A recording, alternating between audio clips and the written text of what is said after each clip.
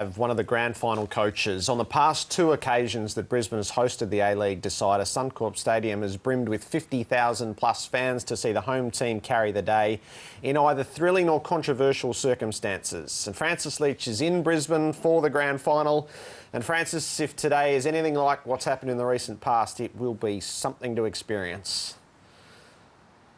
Jared, you're absolutely right, and there is a sense of excitement in the city today. There's a little piece of history on offer, as you mentioned. Brisbane looking for an unprecedented third A-League title, 3 in 4 years. And the Western Sydney Wanderers, who only entered the competition last year, won the Premier's Plate then, back to their second consecutive grand final. And this is a big moment for the competition as well, because the Western Sydney Wanderers and the Western Sydney, that's the battleground for the football codes, and football would like to think it's king in that part of the world.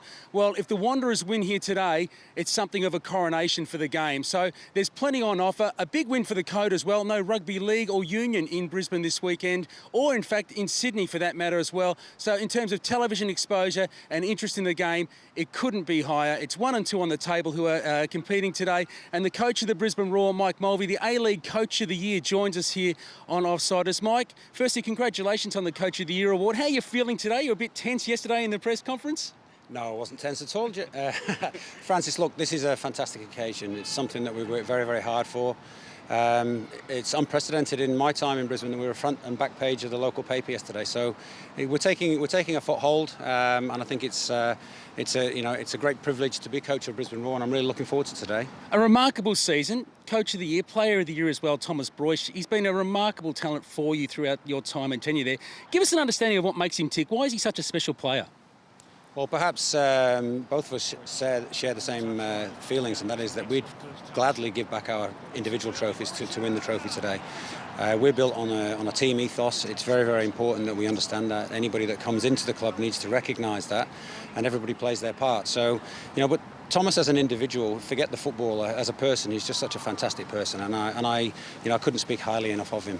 They're like the Jagger Richards of the A-League, Bessart Barisha and Thomas Broich, such different characters, but working together, they're the supreme tag team. Bessart's had an interesting time. He's decided to take the money offer, and we understand that, to Melbourne Victory. He was emotional last week in scoring the winning goal, but he did his job professionally. How's he been this week? Well, I think if there had been any mental capacity for him to fail, it would have been last weekend, given that he was going to Melbourne Victory. But he scored the winning goal, so that proved how professional he is and how committed he is to Brisbane Roar. This week, we've just tried to keep it as normal as possible. Obviously, it's grand final week, so there are some extra commitments.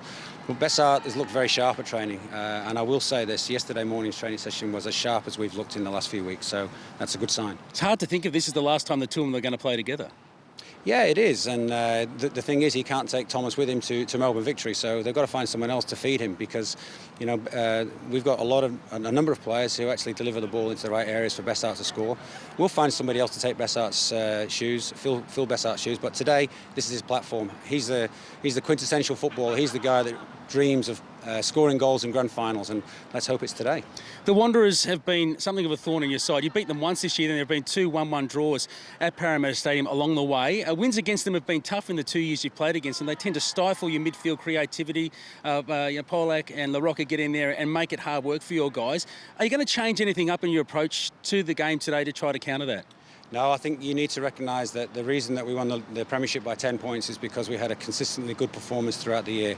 I'm not asking for anything extra from the players today, just to basically give me what the performance that they've given throughout the season. I hope there's a strong referee. I hope the referee allows the game to flow, because we're on show today for the rest of Australia. I believe there's an estimated worldwide audience of 250 million people. So, we've got a great opportunity to put a fantastic spectacle on, and I'm hoping the referee allows the game to flow. Mike, you've been in the country with the game since 1982. It's getting bigger and bigger. Today's occasion is probably the biggest in domestic football in living memory. What have you seen has changed in the game over that time? Oh, look, it's changed immeasurably. I mean, the quality of the teams just in the last number of years. I was very fortunate when I stepped into Brisbane Roar. Ange Postecoglou had done a fantastic job. Gave a DNA to the club, and what's actually happened is I think Brisbane Roar taught the league how to play football the way that I think it should be played, and it's taken hold. We've got contrasting styles today, which is also great for the sport, but I can see this game in 20 years' time. It's a juggernaut. It's taking off, and I'm really proud and privileged to be part of it. And I love the game, and I love the sporting landscape in Australia, and we're a very, very, very strong part of it now. And just to finish, Mike, your own personal journey, you took this team over when I think it was still mourning for the loss of Ange Postecoglou. It had a difficult time under Rado Vidicic. They're back to playing their best football. What's been the key to that? Well, look, at the end of the day, Francis, the game's about fans and it's about players. You know, the players have got a great desire. I just, you know, sort of maybe got the ship pointed in the right direction once more, and the players have done the rest. They worked extremely hard, and the culmination of that should be with a good performance today. And if we perform to our limits, potentially we could win the grand final. Mike, all the very best. Thank you very much. Mike Mulvey, the coach of the Brisbane Roar. Jared, it's going to be a superb afternoon in Brisbane, a great day for the game. Back to you.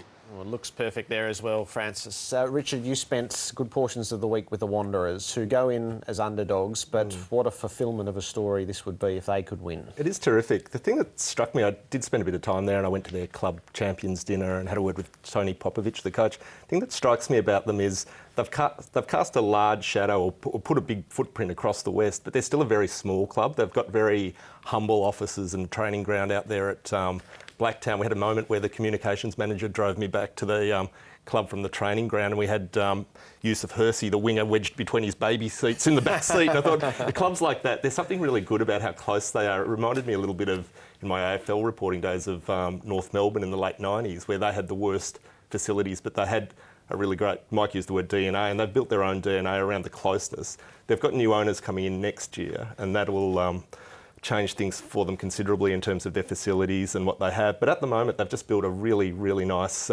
culture in this club from Popovich outwards. So, yeah, they're a good club and they deserve the success they've had. So notwithstanding what Mike said about 250 million people watching, what true traction do you think the grand final has today? And it clearly benefits from Union and League opening the way.